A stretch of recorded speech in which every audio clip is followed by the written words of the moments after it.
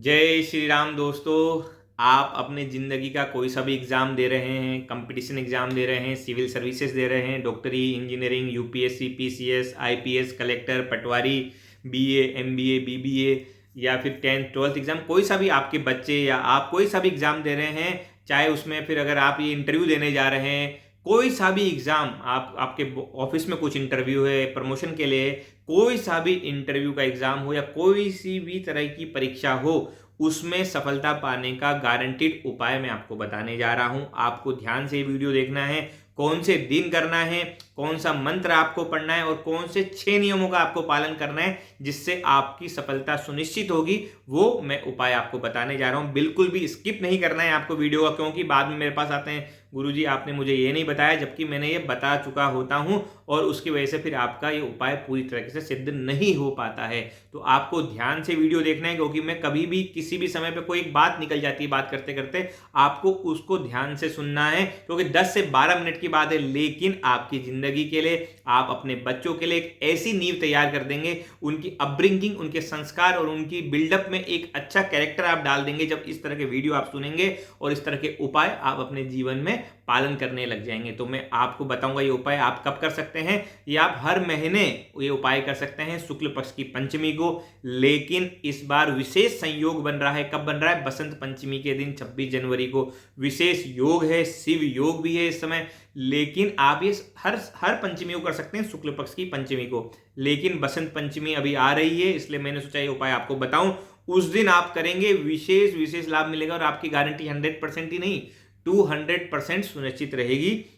तो दोस्तों इस वीडियो को ध्यान से सुनिए और अक्षर इसको नोट कर लीजिए। तो अब आपको करना क्या है, बसंत पंचमी के दिन, कब है बसंत पंचमी? माघ शुक्ल पक्ष में पंचमी तिथि को आती है, इस बार 26 जनवरी को पड़ रही है, उत्तरा भाद्रपद नक्षत्र है, शिव योग है और कौन स्वामी है उस तिथि के? सर्प उसके स्वामी हैं और काफी अच्छा संयोग बन रहा है। आप कोई से भी महीने की पंचमी तिथि को आप कर सकते हैं शुक्ल पक्ष की ये उपाय, लेकिन विशेष संयोग जब बसंत पंचमी का दिन आ रहा है तो उससे बढ़िया दिन आपको क्या मिल सकता है? तो दोस्तों बसंत पंचमी के दिन ये उपाय बहुत ही इफेक्टिव रहता है। तो आपको करना क्या है, बसंत पंचमी के दिन या कोई सी भी शुक्ल पक्ष की पंचमी के दिन आपको प्रातःकाल उठकर नहा धोकर स्वच्छता के साथ पीले वस्त्र धारण करने हैं। अगर पीले वस्त्र नहीं है तो सफेद वस्त्र आप धारण कर सकते हैं। मैंने पीले वस्त्र पहने, पीले के बाद सफेद नहीं हो तो आप लाल कलर के वस्त्र पहनने।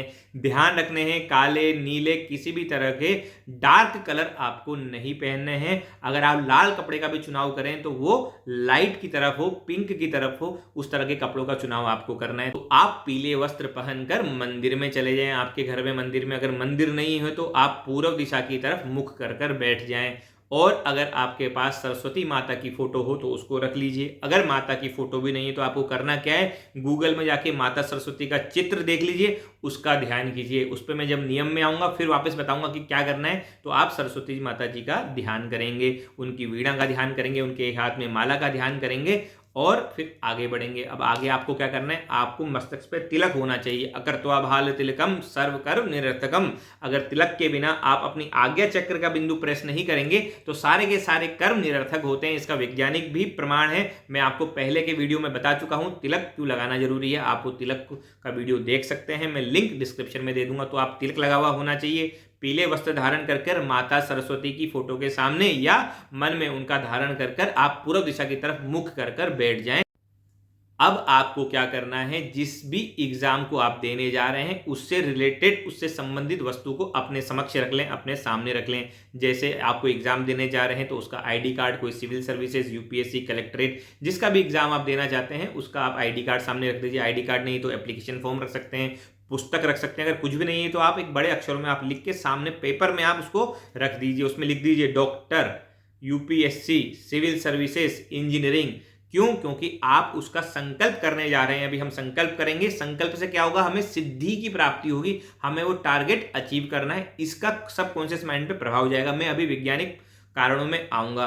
तो ये आपको करना है, सामने आप पेपर में लिखा हुआ वो उसको लिख दीजिए, स्पष्ट शब्दों में आप अपने समक्ष रख सकते हैं। अब आपको क्या करना है दोस्तों, अब आपको संकल्प लेना है। संकल्प कैसे लेते हैं, आपने देखा होगा, पहले संकल्प लिया जाता है हाथ में जल लेके, जैसे कसम खाई जाती है ना, वैसे आपको लेना है, हाथ में जल लेना है। जल में आप अक्षर डाल देंगे, आप दुर्वा रख सकते हैं, सुपारी रख सकते हैं, सिक्का रख सकते हैं। सिक्का क्या होता है, कमिटमेंट होता है कि मैं इसमें कमिटमेंट कर रहा हूं, ये मेरे साक्षी हैं। तो आप इसमें जल लेंगे हाथ में, आप दुर्वा रखेंगे। अगर आपके पास वस्तुओं का अभाव है, आपके पास ज्यादा सामग्री नहीं है, तो आप सिर्फ जल से भी, ओनली वाटर के द्वारा भी आप संकल्प ले सकते हैं। आपको क्या करना है, आपको अपने अंजलि में जल डालना है और जल डालते समय बोलना है, हे देवों, हे ग्रहों, हे आदि शक्तियों, आप मेरे लिए सहायक बनिए।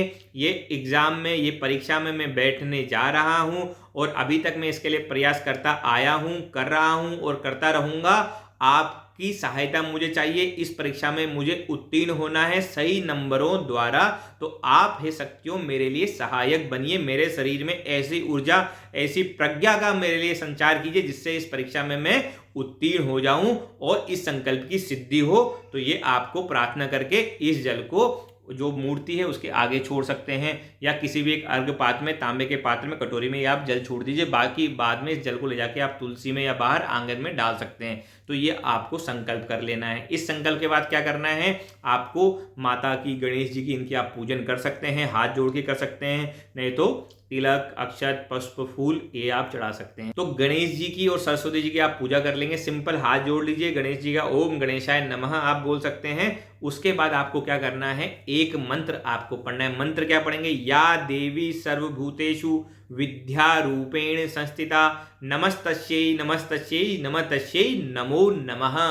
ये आपको मंत्र पढ़ना है। अब ये मंत्र से पहले भी आपको एक मंत्र पढ़ना है। क्यों, ये सिर्फ विद्या प्राप्ति के लिए मंत्र, लेकिन विद्या से पहले आपको बुद्धि भी चाहिए। तो कौन सा मंत्र पढ़ेंगे, या देवी सर्वभूतेषु बुद्धि रूपेण संस्थिता नमस्तस्यै नमस्तस्यै नमस्तस्यै नमो नमः। तो दोस्तों बुद्धि और विद्या में अंतर होता है, किसी दिन मैं इस पर भी वीडियो बनाऊंगा, बुद्धि और विद्या में क्या अंतर है। अभी इतना ध्यान रखिए कि आपको पहले बुद्धि रूपेण संस्थिता बोलना है, उसके बाद विद्या रूपेण संस्थिता बोलना है। दोनों मंत्र में डिस्क्रिप्शन में डाल दूंगा। तो मंत्र क्या है, या देवी सर्वभूतेषु बुद्धि रूपेण संस्थिता नमस्तस्यै नमस्तस्यै नमस्तस्यै नमो नमः।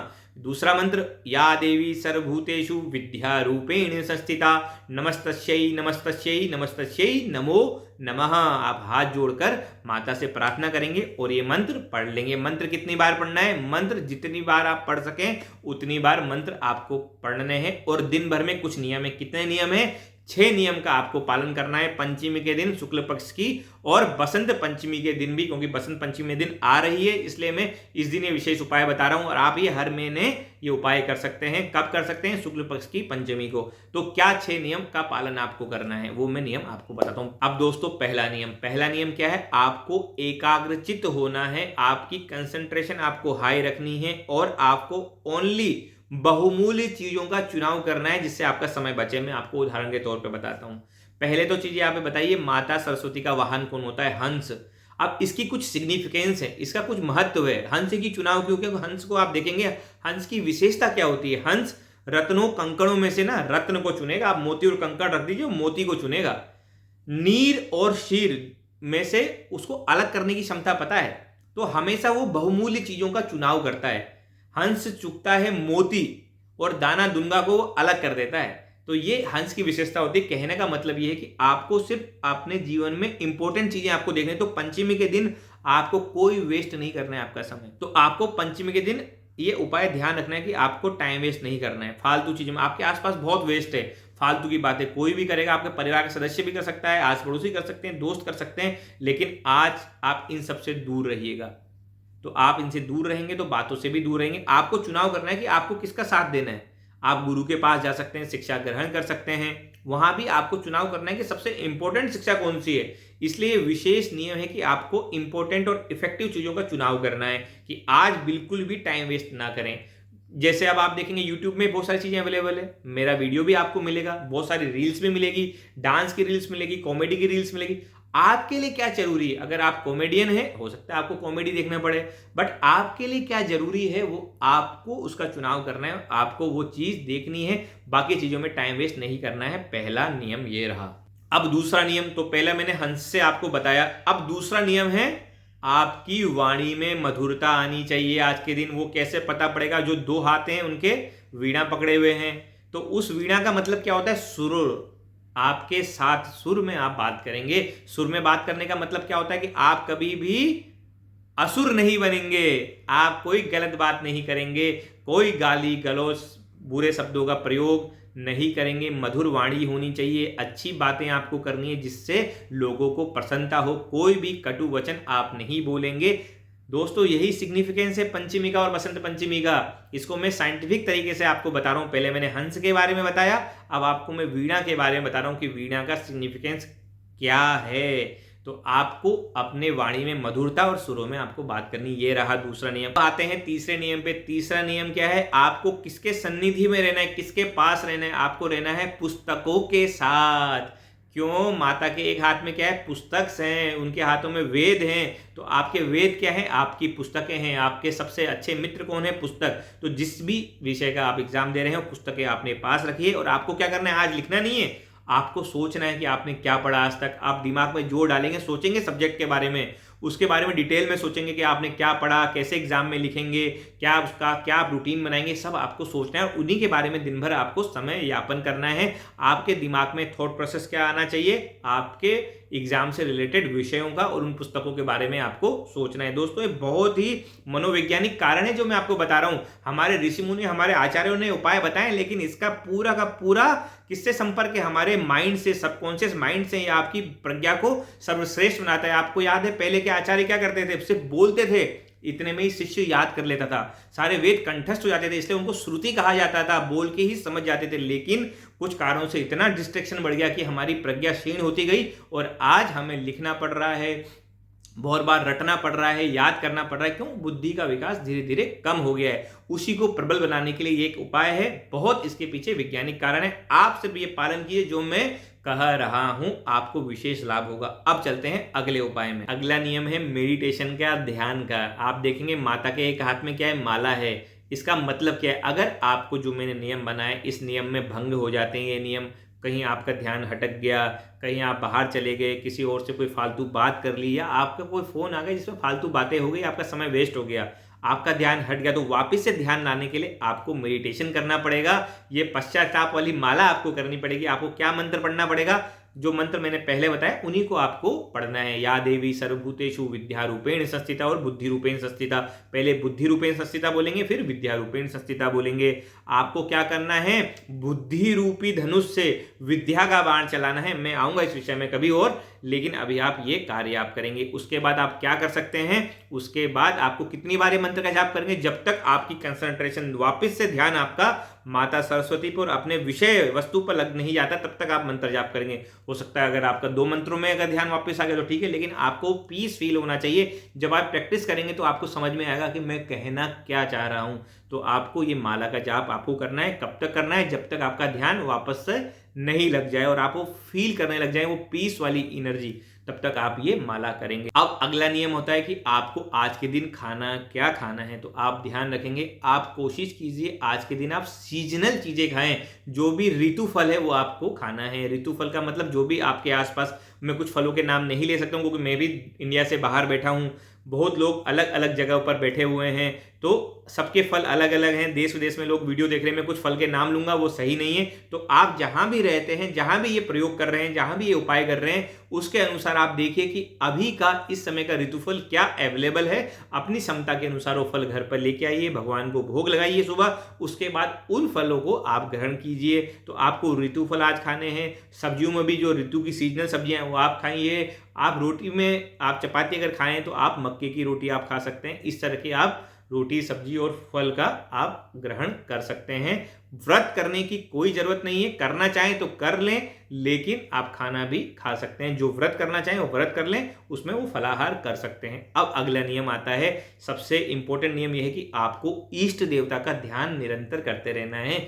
इष्ट देवता वो देवता होते हैं जो हमेशा आपके सहायक होते हैं। तो इष्ट देवता का पूजन आपको करना है, उनका ध्यान करना है और उनसे सहायता मांगनी है कि ये उपाय उनका सिद्ध हो जाए। हमारे सहायक कौन होते हैं? हमारे इष्ट। इष्ट माने होता है अभीष्ट इच्छा को, जो आपकी इच्छा होती है उसकी पूर्ति करने के लिए जो सहायक होता है वो होता है इष्ट। तो अपने इष्ट से आप आराधना करते रहिए, आपका दिन मंगलमय होगा, विशेष ऊर्जा आपको प्राप्त होगी, मंगल ही मंगल आपका होगा। और इस वीडियो को आप अपने सगे संबंधी, अपने बच्चे, अपने आस पड़ोस जिसका भी आप हित चाहते हैं उनको पहुंचाइए, आपको उससे भी ऊर्जा मिलेगी। और अगर आपने सब्सक्राइब नहीं किया तो आप सब्सक्राइब कर सकते हैं। आपका मंगल ही मंगल हो। जय श्री राम।